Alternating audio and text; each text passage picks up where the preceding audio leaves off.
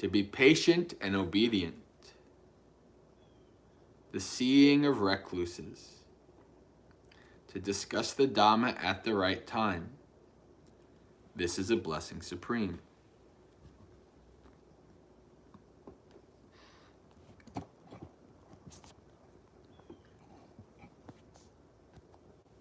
So yesterday was content and humble.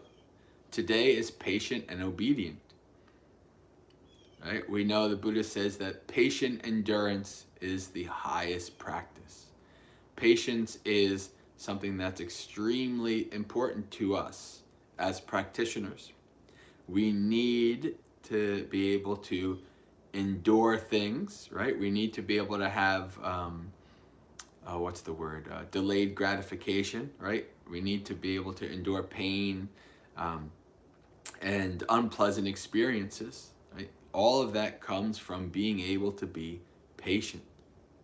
So patience is extremely important. Okay? And obedient to those who we, are either that we respect, right? Or that we are, we work for, whatever, to be obedient, right? Obedience is, we think, especially we think for children, yes, children should be obedient. But then we have kind of a negative connotation of what obedience is like for adults in Western culture, right? So, but, obedience to, authority, obedience to, obedience to our parents, even when we're an adults, these kind of things. And we might not like that, right? And it might not, even that authority that we would want to be obedient to might not exactly be worthy of that obedience, right? So we have to be wary of that, obviously. But obedience is something that is, that can be a good quality. It could also be a bad quality. So you have to have obedience with wisdom, just like we have to have compassion with wisdom and all our actions with wisdom.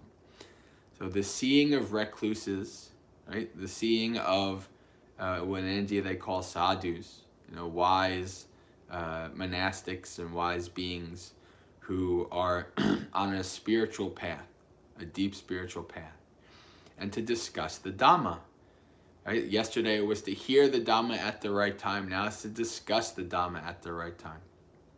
It's very important, right? Because even there are wrong times to discuss the Dhamma, right? We see this as like there's many things in the training rules for monks. It's like, don't discuss the Dhamma while riding in a vehicle. Don't discuss the Dhamma while standing. Don't discuss the Dhamma while people have hats or weapons or whatever. Right?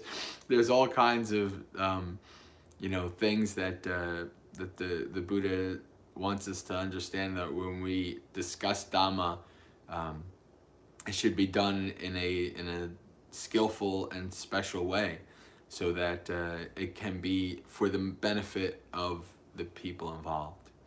Right? So keep these in mind today: patience, obedience, hanging around Kalyanamitas, wise people, and discussing Dhamma at the right time. So with that, friends, I think I'll end our session for today. Sukhi Hotu, may you be happy, practice well, and be well. And I will see you tomorrow.